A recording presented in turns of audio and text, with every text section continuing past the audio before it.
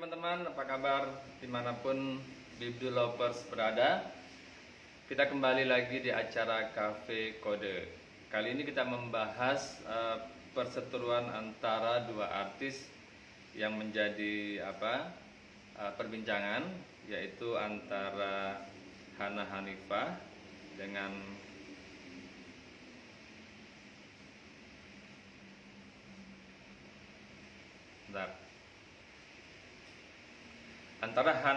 antara Nabila Aprilia dan Hana Hanifah. Kalau kita ingat, perseteruan di lingkungan artis itu bukan hal yang yang jarang terjadi. Sering kali terjadi, baik yang itu terekspos maupun yang tidak terekspos. Dulu kita ingat perseteruan antara mendiang Julia Perez dengan Dewi Persik. Ketika mereka syuting sebuah film, kemudian dalam adegan itu mereka berkelahi, ternyata perkelahian itu diseriusin antara keduanya dan mereka pun melakukan aksi saling lapor. Setelah diproses di pengadilan, kedua-duanya harus masuk penjara atau masuk bui. Nah, yang menarik sekarang, apakah Nabila Aprilia dan Hana Hanifah ini akan senasib seperti kedua orang tersebut yang sudah menjadi sejarah? Kedua-duanya masuk penjara. Kita akan bahas bersama praktisi hukum kita, Gilbert Marciano. Kita tunggu Bro Gilbert untuk bergabung di live IG kita kali ini. Teman-teman, kita sudah bergabung dengan Gilbert Marciano, sarjana hukum. Dia adalah dulunya bintang sinetron, tapi sekarang masih ya sesekali ya main sinetron. Kemudian juga ngeband, saya lihat masih aktif juga ngeband ya. Oke. Tapi kali ini tidak akan hanya soal sinetron ataupun kegiatannya bermusik, tapi kita akan bahas tema aktual saat ini, yaitu ada dua orang artis yang sedang berseteru, namanya Nabila Aprilia dan Hana Hanifah. Nah, ini yang akan kita menjadi topik kali ini, bagaimana mereka seharusnya menyelesaikan persoalan ini. Jangan sampai mereka seperti lalu mendiang Julia Perez dan Dewi Persik, sama-sama berseteru, sama-sama membawa persoalannya ke ranah hukum. Kemudian kedua-duanya harus merasakan hotel prodeo. Itu yang tidak kita inginkan ya. Iya, betul. Bagaimana bro, sudah posisinya udah aman tuh ya? Saya masih cari posisi. Kita santai kan, kita ngobrol santai sambil ngobrol aja ya. Saya baru banget ini sampai rumah tahun. Oke. Siap, oke. Sebelum kita masuk ke topik, lagi sibuk apa sekarang nih, Bro Gilbert? Sekarang lagi urus beberapa perkara ya, masih. Terus ada ya nge-DJ juga sekarang lagi agak berkurang ya karena Covid ya. Tapi sudah mulai ada lagi, sudah mulai di tahap new normal ini sudah mulai ada yang buka tempat-tempat klub itu, dan ditambah ya kesibukan lainnya lah.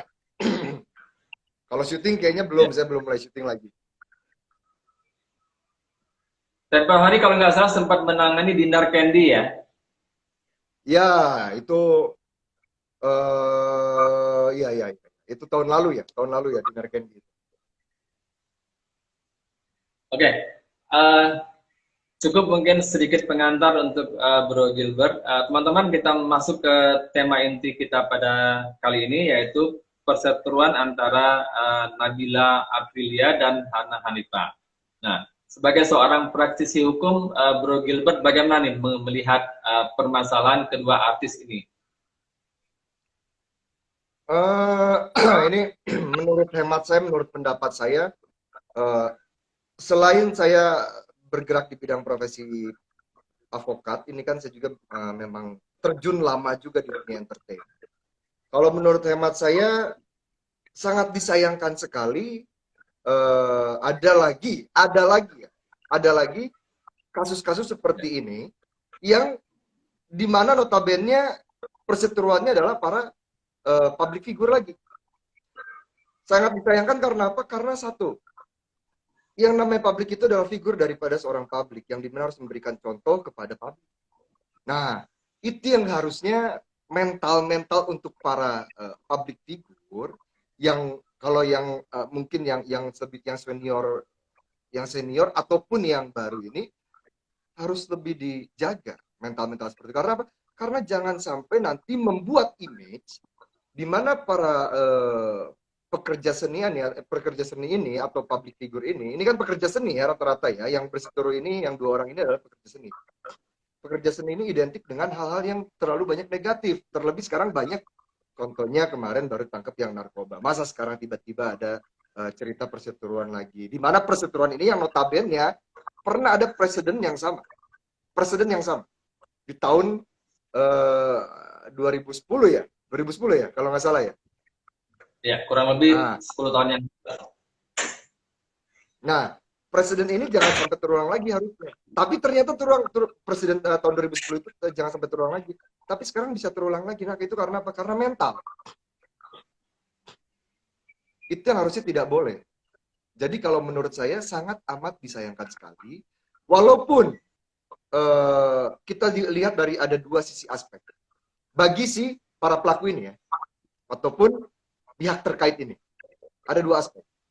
Aspek pertama adalah secara sosial itu jelas tidak baik. Karena mereka public figure, tabennya. Tapi secara ini yang untuk pribadi mereka, untuk para pihak ini, secara faktor kepentingan. Nah, ini yang harus digarisbawahi. Kalau berdasarkan faktor kepentingan, ada asas kepentingan di dalam, ya mungkin itu menjadi satu poin positif buat mereka. Dengan adanya kasus seperti ini yang mungkin bisa dibilang ada beberapa yang bisa dikategorikan public figure yang mengangkat dirinya melalui adanya satu kontroversi. Nah, ini yang maksudnya kepentingan.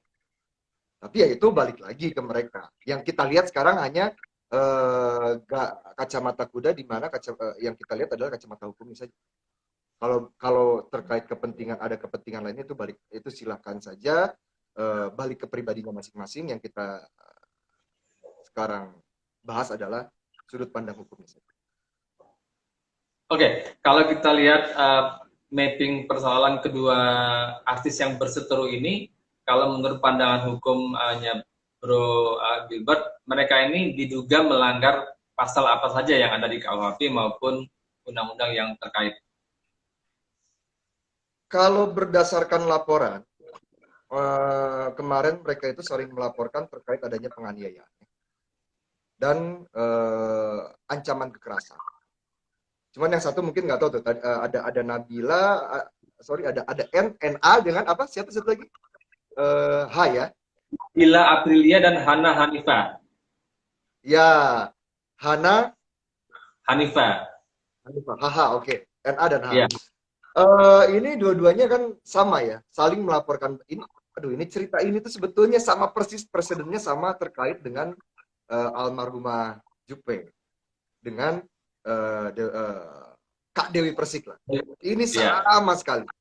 Cuman kalau dulu memang pasal yang dilaporkan adalah sama, terkait dari penganiayaan dan 335 juga. Tapi dulu 335-nya frasa yang masih dipakai adalah frasa terkait perbuatan tidak menyenangkannya.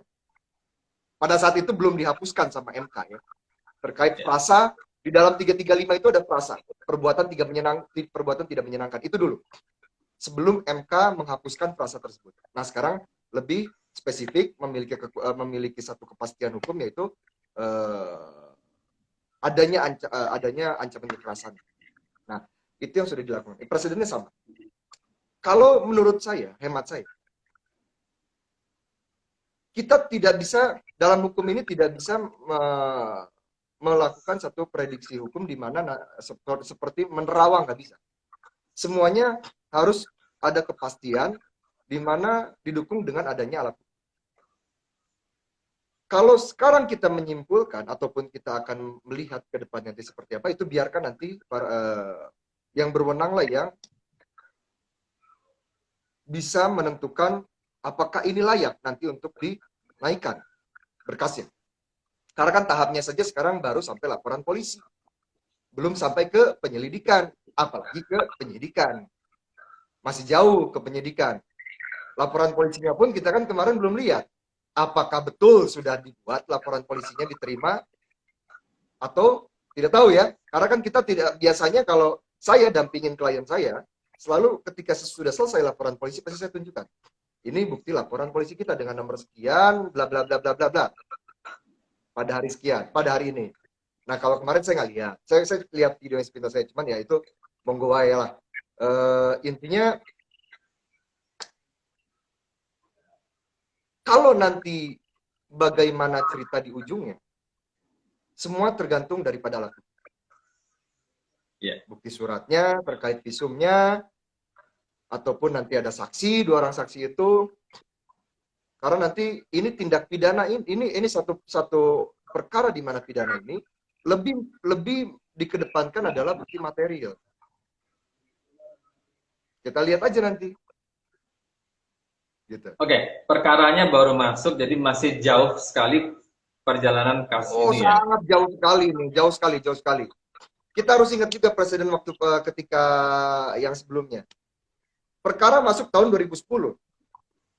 Mereka baru final baru bisa mempunyai kekuatan hukum dan tetap itu tahun 2013. Alangkah panjangnya itu satu proses upaya hukum itu. Mulai dari tahap laporan polisi sampai adanya banding, sampai adanya itu waktu Kak Dewi sama almarhumah itu ada sampai kasasi tidak itu? Saya kurang ingat juga, lupa ingat itu. Yang jelas endingnya keduanya harus ditahan, baik Dewi maupun almarhum Julia Perez. Nah, saya lupa apakah sampai kasasi apa enggak, tapi endingnya harus ngerasain dinginnya Hotel Prodeo. Nah, ini juga dua-duanya ditahan ya. Karena apa? Karena dua-duanya terbukti melakukan tindak penganiayaan. Tapi kalau yang pada saat ini sekarang kita kan belum tahu. Untuk Hana Hanifah dan siapa? Nabila Aprilia. Nabila Aprilia kita nggak tahu. Buktinya saja kan kita belum terang benderang. Nah, ini tugas daripada penyidik dan tugas daripada kuasa hukum para pihak terkait inilah yang nanti harus bisa membuktikan kepada penegak hukum, yaitu kepolisian, dengan tentunya dengan alat buktinya. Nah, sekarang kan kita balik lagi ke, sorry? Ya, silakan. Karena kita balik lagi, buat para kuasa hukumnya atau para lawyernya dari para pihak terkait ini ya, harus bisa mempertanggungjawabkan apa yang mereka dalilkan. Itu bagian daripada satu pembuktian ya, beban pembuktian. Nah, ketika mereka sudah memberikan satu dalil ya, silakan buktikan bahwa ini saya yang dipukul lah, atau pihak ini yang dipukul duluan, pihak ini yang dipukul duluan. Itu kan semua kan cerita. Nah, cerita itu nanti akan dimasukkan ke dalam BAP, nanti didukung dengan alat bukti. Nanti akan terungkap semuanya terang benderang oleh pihak yang berwajib, oleh pihak kepolisian, oleh pihak penyidik. Ya, ini kan masih dalam awal-awal perkara ya. Mungkin bisa menjadi pertimbangan bagi kedua artis ini, baik Nabila maupun Hana Hanifah ya, bahwa perjalanannya akan panjang dan melelahkan sekali, akan menguras energi, menyita waktu. Kalau udah kayak gini, apa yang harus dilakukan? Apakah jalan terus dengan langkah hukum, ataukah tarik dengan berdamai? Kalau berbicara maju terus atau damai, itu kita balikan lagi kepada dua belah pihak ini berseteru. Kalau damai, semua damai akan, ketika ada win-win solution, semua akan lebih bagus. Kalau buat saya selalu berbicara, kalau ada satu perkara, kita bisa menyelesaikan dengan win-win solution. Win-win solution tentunya dengan ada kesepakatan-kesepakatan yang bukan merugikan para pihak ya, tapi menguntungkan para pihak, terlebih menguntungkan korban. Nah, Ya. kalau misalnya ada win-win solution, ya kenapa tidak? Itu lebih bagus. Walaupun memang efek jera ini, seperti ancaman pidana ini, efek jera memang harus tetap ada. Tapi ya kita harus kedepankan dulu yang namanya win-win solution-nya dulu dong. Nah sekarang sudah terlanjur masuk ke ranah kepolisian, ya no problem. No problem, karena walaupun sudah masuk ke ranah kepolisian, sudah masuk ke tahap laporan, sebelum masuk ke tahap adanya SPDP atau masuk ke tahap penyidikan, itu semua masih bisa diselesaikan. Masih bisa diselesaikan dengan adanya win-win solution, dengan adanya kesepakatan perdamaian. Tidak menutup kemungkinan nanti tinggal kesepakatan perdamaian itulah yang nanti akan jadi kunci untuk disampaikan pihak penyidik bahwa telah terjadinya perdamaian. Nanti silakan biar daripada kewenangan penyidik lah nanti yang akan menstop kasus tersebut atau melanjutkannya. Terlebih kalau berbicara di sini, ini kan deliknya delik murni ya kalau 351 itu. Bukan delik aduan. Kecuali kalau seperti adanya penghinaan, fitnah, kan delik aduan. Kalau untuk perkara ini, apakah penyidik punya kewenangan? Ini ada pertanyaan dari audiens. Apakah penyidik bisa menyarankan kepada para pihak yang terkait untuk menyelesaikan secara damai? Penyidik punya hak nggak atau menyarankan kepada mereka-mereka yang melapor? Ya, ini yang harus dipahami oleh warga negara Indonesia. Pihak kepolisian ataupun penyidik ataupun ya yang penegak hukum, terlebih penyidik, mereka ini bukan tempat di mana untuk melakukan atau memberikan satu fasilitas untuk perdamaian. Bukan. Tugas mereka adalah menjalankan daripada penyidikan dan penyelidikan.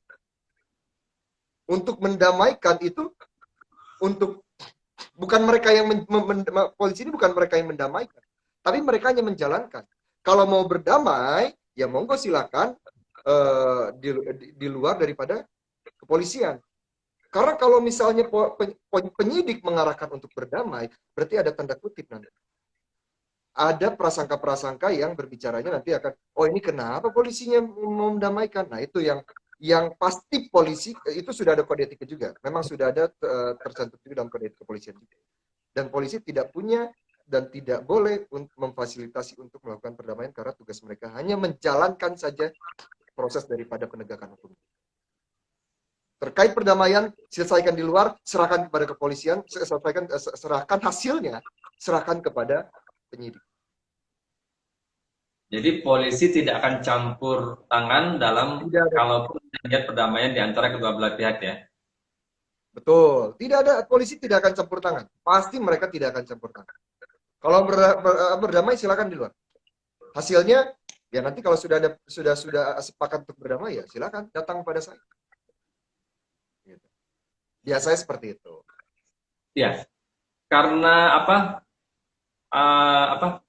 perdamaian mungkin ya, kalau misalnya perdamaian telah terjadi, laporan yang sudah kadung berjalan di kepolisian, apakah dengan sendirinya akan dicabut atau dihentikan atau seperti apa, Bang?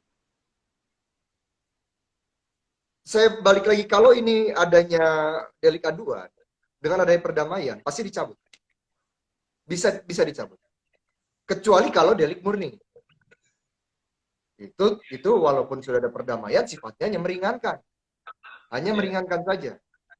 Bukan untuk menghentikan atau nama saya sudah delik murni. Tidak ada hak siapapun untuk bisa mencabut itu perkara. Yang bisa menghentikan hanyalah penyidik. Nah, maka itu dilihat dulu kasusnya seperti apa. Penghinaan. Apa satu delik aduan kah atau delik murni? Jadi jangan sembarangan melapor ke polisi kalau kita tidak siap dengan energi, dengan pikiran yang akan panjang nanti perkaranya ya. Ya, karena selalu saya tegaskan juga, hukum ini bukan mainan. Hukum ini bukan mainan. Yang satu saat kapanpun orang bisa dianggap lapor polisi ini ataupun melakukan proses daripada upaya hukum ini adalah satu coba-coba. Nggak bisa. Saya bilang selalu selama klien saya nggak bisa. Kalau kamu yakin, lakukan. Kalau kamu dengan yakin itu dengan garis bawah ada konsekuensinya. Baik waktu, tenaga, ataupun materi, dan lainnya itu pasti akan tersita. Kalau kamu yakin, jalankan. Kalau belum yakin, lebih baik win-win solution dikedepankan. Ditempuh dengan cara kekeluargaan terlebih dahulu, yaitu yang lebih Betul. lebih ringan, lebih enak, apalagi sesama artis ya. Iya, apalagi sesama artis, sama-sama cari uangnya sama kok. Kita cari uangnya di ranah yang sama. Balik lagi seperti yang saya bilang tadi, kalau ini kita sambil santai aja ya, di luar daripada sudut pandang hukum, yaitu dia bisa, saya pun artis, bisa mengambil keuntungan dari maksudnya dari kalau saya ada perkara seperti ini yang saya buat, berarti saya mengambil asas kepentingan untuk diri saya sebagai artis. Kepentingannya adalah untuk kontroversi, untuk menaikkan nama saya. Boleh, boleh aja. Tidak ada yang melarang. Tapi jangan bawa-bawa hukum.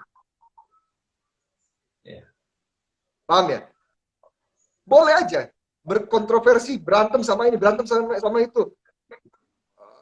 Apa pukul-pukulan sama ini boleh aja, silakan. Jangan kalau pukul-pukulan jangan, berantem mulut, berantem ini. Boleh aja. Tapi ya jangan bermain kalau belum siap ataupun ini cuma sebagai jangan proses upaya hukum ini cuma dipakai untuk kendaraan cerita dari skenario kepentingan ini. Kepentingan dalam arti kata tadi kalau misalnya ini adalah membuat satu kontroversi.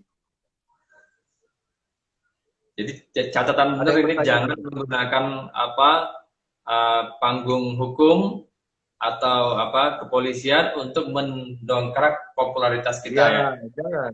Karena ingat, ketika yang tadi saya bilang, kalau selama itu masih deliknya aduan, masih bisa kita cabut. Masih bisa dimainkan. Tapi kalau deliknya murni, semua kewenangan terkait daripada penghentian perkara tersebut itu adalah penyidik. Bukan para pihak lagi yang yang bisa melakukan satu pencabutan perkara. Kalau itu delik murni. Oke, ada pertanyaan dari Madi Siregar 14. Pertanyaan begini, apakah berkas hasil penyidikan yang sudah sampai di kejaksaan, apakah dapat dilakukan perdamaian kalau berkasnya sudah sampai di kejaksaan? Itu kita sebutnya sudah selesai pelimpahan, sudah P21 ya. Untuk melakukan perdamaian lagi. Itu saya rasa amat sangat, perdamaian pasti bisa. Perdamaian pasti bisa, kapanpun boleh saja berdamai. Tapi kalau berkasnya sudah masuk ke kejaksaan, ya tetap harus tetap dilaksanakan proses daripada peradilannya. Perdamaian boleh aja. Seringkali kok yang sudah awalnya di kepolisian, masih di tahap kepolisian, mereka masih bersikeras tidak mau berdamai. Tiba-tiba ketika sudah, karena keyakinan, gue nggak salah katanya. Tapi tiba-tiba keyakinannya salah. Penyidik naikin dengan ketika disidik ternyata semuanya sudah lengkap, alat buktinya sudah cukup, naiklah ke status tersangka. Nah, di status tersangka ini kan orang yang si terlapor ini ngerasa, waduh, gue udah tersangka nih. Yang tadinya gue nggak mau minta maaf, akhirnya gue harus minta maaf. Sampai akhirnya ternyata pas sudah tersangka itu kan jarak itu dia jauh. Biasa sudah dari gelar perkara naik tersangka, itu pelimpahan 1, pelimpahan 2 berkas itu udah langsung P21 biasanya. Nah, pada saat itu melakukan satu perdamaian ya bisa aja, tapi semua sudah dilimpahkan. Kewenangannya kewenangan kejaksaan. Sudah beralih ke kejaksaan. Boleh aja berdamai, tapi proses tetap akan berlanjut. Nah, maka itu tadi yang saya bilang, jangan pernah main-main dengan satu perkara atau upaya hukum ini. Karena ketika sudah nyemplung, syukur-syukur lo nyemplung bisa berenang, bisa naik lagi. Tapi kalau udah nyemplung, itu kalau rata-rata semuanya kelelep. Kalau misalnya mereka ini yang bersikukuh merasa tidak bersalah, tapi mereka dalam hati kecil, saya yakin setiap orang yang memiliki kesalahan, pasti hati kecil tahu kalau dia salah. Walaupun di otak ini, di logika ini, pasti akan ada pembenaran. Itu manusia.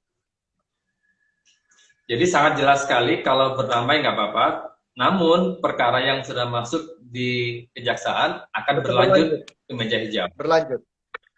Cuman perdamaian itu nanti akan bisa jadi pertimbangan ketika di pengadilan, pertimbangan untuk hakim ketika memutuskan. Nah itu aja. Pertimbangan hakim untuk meringankan kah? Nah, kalau sudah berdamai ya, nah itu garis bawahnya. Jadi tidak ada yang tidak percuma, tetap ada fungsinya, tapi ya coba minta maafnya lebih awal. Nggak akan nyampe itu ke pengadilan. Gitu, maksudnya gitu. Ya, kita baca lagi pertanyaan dari audiens ini. Kak Gilbert, aku mau tanya nih, teman aku pernah difitnah mencuri, kemudian dibawa ke kantor polisi, sampai-sampai diberi setrum oleh polisi. Ah, wah ini terlalu agak Nah, itu nggak mungkin. Nah, itu bagaimana nih? Itu tidak mungkin itu. Ini karena kalau memang ada oknum polisi yang seperti itu ada pasalnya juga untuk terkait daripada pejabat atau penegak hukum yang melakukan hal seperti itu. Karena jadi polisi pun tidak mungkin, saya rasa tidak mungkin untuk melakukan hal seperti itu. Terlalu beresiko juga untuk oknumnya ini, untuk polisi itu. Kata Bang Haji Ahmad, terlalu ya. Ya. Ini katanya pembahasannya berbeda, melenceng. Semuanya ini satu padu. Semuanya sebetulnya satu padu. Karena apa? Walaupun saya cerita ke sana, ke sini, tapi ini urusannya sama tadi. Ini dua-duanya ini, ceritanya kan si NA dengan H ini kan lagi bermain dengan hukum. Itu tadi siapa Teddy yang nanya ya. Dua-duanya ini lagi bermain dengan hukum. Ya saya bilang, kalau misalnya bisa semua diselesaikan dengan win-win solution, kenapa tidak? Nah gitu Bro Teddy nih, tadi ada yang nanya tuh. Penjelasannya apa? Dia bilang tadi kan melenceng nih dari topik hari ini nih. Tidak melenceng. Ya, jadi kita kembali lagi ke topik kita semula. Jadi kan hati-hati untuk orang-orang yang ingin membawa perkaranya ke ranah hukum. Soalnya ini kan membutuhkan energi yang besar, pikiran selama ini berjalan. Hati-hati sebelum yakin untuk melapor kepada polisi ya. Betul. Oke. Apa nih saran sekali lagi dari Bro Gilbert untuk Hana Hanifa dan Nabila Aprilia dalam menghadapi persoalan yang sedang mereka jalani sekarang? Sepertinya kalau saran ada dua saran. Kalau saya saran sebagai sesama para pekerja seni ataupun saran dari profesi saya di artis, mentalnya siapin dulu sebelum kamu menjadi public figure. Karena apa? Public figure ini bukan sesuatu yang enak juga sebetulnya. Kelihatan orang tuh enak, tapi dalamnya pressure-nya tinggi. Jadi mentalnya siapin dulu.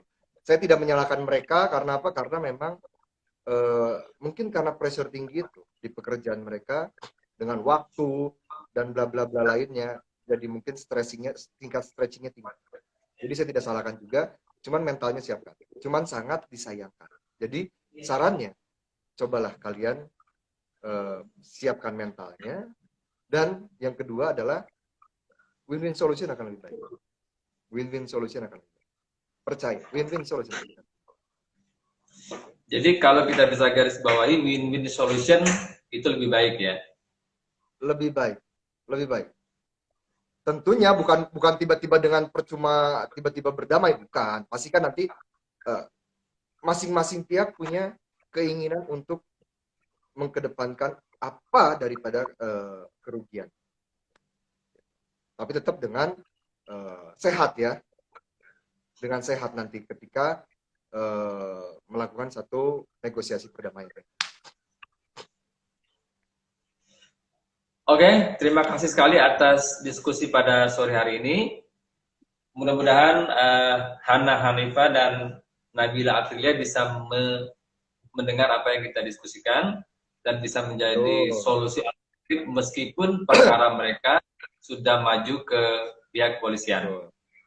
Satu lagi, sorry. Apa tuh? Boleh silakan. Kalau misalnya tujuan daripada saring adu lapor ini adalah untuk memperkuat masing-masing pihak dengan laporan, ya itu berarti permainan daripada ya para kuasa hukumnya, strategi untuk menguatkan pihak kliennya masing-masing. Oh, si ini bikin laporan, kita bikin laporan balik aja supaya kita kuat sama-sama, kita punya satu dasar yang sama. Kita lebih cuman kita coba kedepankan, misalnya kita kedepankan yang laporan kita dengan pasal yang lebih bergeningnya lebih tinggi. Ya makanya ada yang 352, ada yang 351 kan, itu ya, itu biasa. Gitu. Jadi ya, ya silakanlah kalian berkarya mengekspresikan dengan yang sekarang kejadian ini, presiden ini. Tapi ingat, dengan kejadian ini, dengan presiden ini, ingat presiden yang pernah terjadi ketika di tahun 2010 dengan adanya dulu kasusnya DP dan Jupe. Jangan sampai kalian seperti itu. Maksudnya kalian, mereka, para pihak mereka ini yang sekarang sedang berseteru. Kalau diteruskan, tidak menutup kemungkinan dua-duanya bisa merasakan juga yang namanya dinginnya hotel rodeo. Oke, terima kasih sekali atas diskusinya sore hari ini. Mudah-mudahan bisa menjadi pelajaran bukan hanya kepada kedua artis, tapi teman-teman yang ada di luar sana. Pikirkan terlebih dahulu sebelum membawa sebuah persoalan ke ranah hukum. Betul. Gitu ya, bro ya? Betul. Dan untuk para pekerja seni, public figure, especially di pekerja seninya, siapin mental lah kalian kalau misalnya masuk ke dunia entertainment, supaya terhindar dari hal-hal yang negatif. Mudah-mudahan kita bisa berlanjut dengan diskusi berikutnya dengan tema yang berbeda. Terima kasih Bro Gilbert, sukses atas karirnya di ranah hukum. Dan sesekali dan ngeband, semoga bisa menjadi contoh buat teman-teman di luar sana bahwa berprestasi bisa, tapi tidak menggunakan hal-hal yang tidak dibenarkan ya. Selamat, semangat terus. Terima kasih atas di Bebdu, kita. Ini partner kalau misalnya ada apa-apa selalu saya diwawancara sama Bebdu juga ini. Kalau misalnya ini nih, ada aja pertanyaannya, agak sedikit nyelekit biasa. Kalau siapa itu kemarin ya? Aduh, ininya ya. Wartawannya. Ya, teman kita. Adalah. Tajam nanya. Bagus. Oke, terima kasih bro. Selamat beraktivitas, melanjutkan kembali kegiatannya. Sampai jumpa di acara Cafe Kode berikutnya di dibdu.com. Sampai jumpa kembali. Selamat sore.